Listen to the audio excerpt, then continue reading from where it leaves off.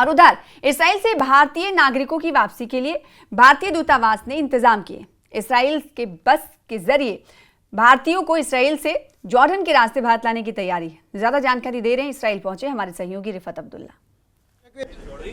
देखिए, इस तरीके की खबर आई थी अभी अभी कि जो प्रोग्राम था इवैक्यूएशन का, जो भारतीय नागरिक हैं उनका शायद इवैक्यूएशन नहीं होगा, जिस तरीके से यूएस ने ईरान पे अटैक किए थे। लेकिन वो खबर सही नहीं है, बल्कि यहाँ पे बिल्कुल अरेंजमेंट्स किए गए हैं। ये आप देख सकते हैं, ये भारतीय नागरिक हैं जो यहाँ पे इसराइल में हैं और ये अब वापस भारत लौट रहे हैं वाया जॉर्डन के रास्ते से, जिस तरीके से हम भी जॉर्डन के रास्ते से आए और ये भी वहाँ जाएंगे। आप बताएं कि क्या कहना चाहेंगे, आप वापस जा रहे हैं तो क्या लग रहा था यहाँ पे, आपको सेफ नहीं लग रहा था? No, we are completely safe और हमें काफ़ी अच्छा लगा। द इंडियन एम्बेसी ने हमको असिस्ट किया and they request to the Indian government and we got the email and all the help given to us by the Indian embassy and the coordination was very good. तो यहाँ पे Indian embassy की तरफ से इन्हें काफी help की गई है और इंडियन एम्बेसी इंश्योर कर रही है कि ये सेफली रिटर्न हो भारत। और आप बताइए कि आप वापस जा रहे हैं तो अभी यहाँ पे कहाँ थे और किन हालात में वापस जा रहे हैं? हम अभी रामतगंज सिटी में थे और इंडियन एम्बेसी ने हमको ऑर्गेनाइज सब फ्लाइट किया है वाया जॉर्डन से, तो हम सेफली वहाँ पे जा रहे हैं। तो अभी कितने लोग हैं? काफी सारे हैं यहाँ पे। हमारे डायमंड बुर्ज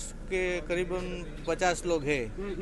तो यहाँ आप देख सकते हैं कि न सिर्फ पुरुष बल्कि महिलाएं भी यहाँ पे हैं, उनसे भी बात करेंगे। आप बताएं कि अभी एम्बेसी की तरफ से अच्छे इंतजाम किए गए, अच्छी बसेस प्रोवाइड की जा रही हैं और आपको सेफली जो है यहाँ से इवैक्यूएट किया जा रहा है। आपका रिएक्शन? हाँ, बहुत अच्छे से किया जा रहा है सब कुछ, क्योंकि मैंने दूसरे कंट्री के सिटीजन से सुना है कि उन लोगों का गवर्नमेंट बोल रहा है तुम लोग खुद बॉर्डर क्रॉस कर लो और फिर हम उधर से रिसीव कर लेंगे। बट हमारा इंडियन गवर्नमेंट ऐसा नहीं है। हम लोग को पूरा का पूरा मतलब अपने एरिया से, एम्बेसी से लेकर के पूरा इंडिया तक, इनफैक्ट शायद अपने स्टेट तक। हालांकि हम जर्नलिस्ट जो हैं जंग में कूद जाते हैं, लेकिन जो नागरिक होते हैं किसी भी कंट्री में वो वापस जाना चाहते हैं, क्योंकि जब कॉन्फ्लिक्ट शुरू होता है तो फिर काफ़ी दिक्कतों का सामना करना पड़ता है। एक तो सेफ्टी और उसके बावजूद उसके बगैर भी काफ़ी दिक्कतों का सामना करना पड़ता है। कुछ लोग और भी मुझसे बात करना चाहेंगे। जी बताएं। I think we are very proud Indians. Indian government are supporting us in each and every way possible.